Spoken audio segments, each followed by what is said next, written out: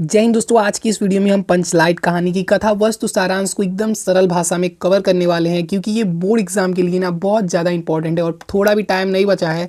तो आइए पंचलाइट कहानी को फटाक से तैयार कर लेते हैं एकदम सरल भाषा में। ठीक है, पंचलाइट जो है रेणु जी की आंचलिक कहानी है। रेणु जी का पूरा नाम है फणीश्वर नाथ रेणु। ठीक है, रेणु जी का पूरा क्या नाम है? फणीश्वर नाथ रेणु। तो पंचलाइट जो है फणीश्वर नाथ रेणु जी की आंचलिक कहानी है। कहानी में बिहार के एक पिछड़े गांव के परिवेश का सुंदर चित्रण प्रस्तुत किया गया है। ठीक है, आइए देखते हैं कहानी में क्या है आगे।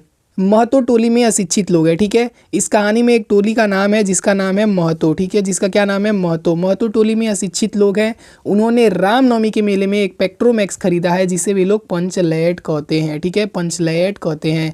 पंचलाइट को ये सीधे साधे लोग सम्मान की चीज़ समझते हैं। ध्यान से सुनिए आगे। ठीक है, पंचलाइट को ये सीधे साधे जो लोग हैं महतो टोली के अशिक्षित लोग, सीधे साधे लोग, वो पंचलाइट को एकदम सम्मान की चीज़ समझते हैं।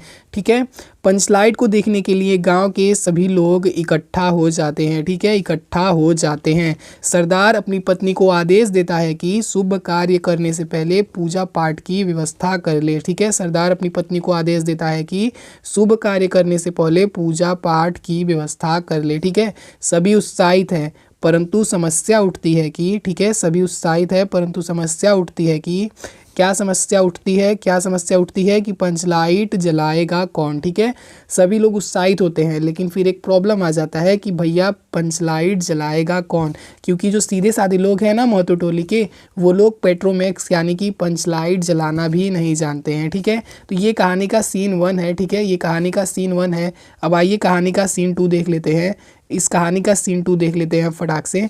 इस टोली में ना गोधन नाम का एक युवक है। ठीक है, इस टोली में गोधन नाम का एक युवक है।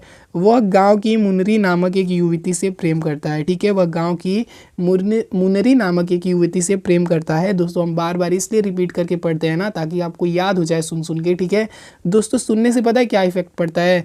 जब आप लोग पेपर में बैठोगे ना, तो अगर ये वीडियो देखे रहोगे, सुने रहोगे, तो अगर आप भूल भी गए हो ना, तो अगर आप ध्यान से पेपर में बैठे रहोगे और याद करोगे ना, तो आपके दिमाग में यही सब घूमेगा और आप लोग पेपर में बना बना के भी अच्छे से लिख दोगे। इसीलिए हम बार बार रिपीट करते हैं। ठीक है, इस टोली में गोधन नाम का एक युवक रहता है। वह गांव की मुनरी नाम की एक युवती से बाबू प्रेम करता है। ठीक है, मुनरी की मां ने पंचों से शिकायत की थी कि वह उसके घर के सामने से सिनेमा का गाना गाकर निकलता है।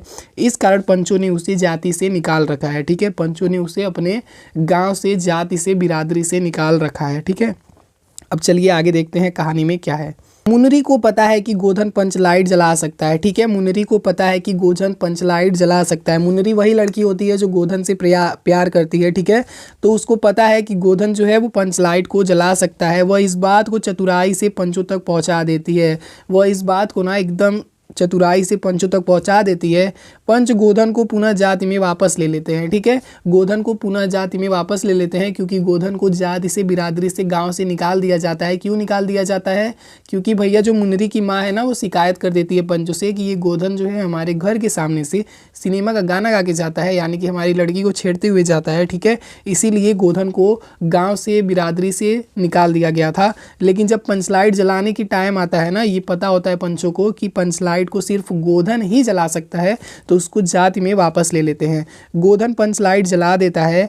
मुनरी की माँ गुलरी, ठीक है, मुनरी की माँ का नाम गुलरी काकी होता है, जो प्रसन्न हो जाती है और गोधन को शाम के भोजन का निमंत्रण देती है। पंच भी अति उत्साहित होकर कह देते हैं कि तुम्हारा बाबू 7 खून माफ़ है, खूब गाओ सलीमा का गाना। ये लाइन दोस्तों बहुत ज़्यादा इंपॉर्टेंट है, इसको पेपर में आपको ज़रूर से ज़रूर लिखना है। ठीक है, पंचलाइट की रोशनी में लोग भजन कीर्तन करते हैं। पंचलाइट की रोशनी में लोग भजन कीर्तन करते हैं तथा उत्सव मनाते हैं। ठीक है, तथा उत्सव मनाते हैं। कहानी का कथानक सजीव है। सीधे साधे अनपढ़ लोगों की संवेदनाओं को वाणी देने में फणीश्वर नाथ रेणु जी समर्थ रहे हैं। ठीक है, रेणु जी समर्थ रहे हैं। इस कहानी में आंचलिक जीवन की सजीव झांकी प्रस्तुत की गई है। ठीक है, तो दोस्तों ये था पंचलाइट कहानी और काफ़ी कम टाइम में ना इसकी कथा वस्तु को, इसके सारांश को हमने कवर कर लिया है। अब कोई भी क्वेश्चन आएगा, ठीक है, तो आप लोग आराम से लिख लोगे इससे। ठीक है, तो इसको फटाक से नोट्स बना के तैयार कर लो, क्योंकि अब थोड़ा भी टाइम नहीं बचा है। तो होप करता हूँ वीडियो अच्छा लगा होगा। मिलते हैं नेक्स्ट क्लास में। जय हिंद, वंदे मातरम।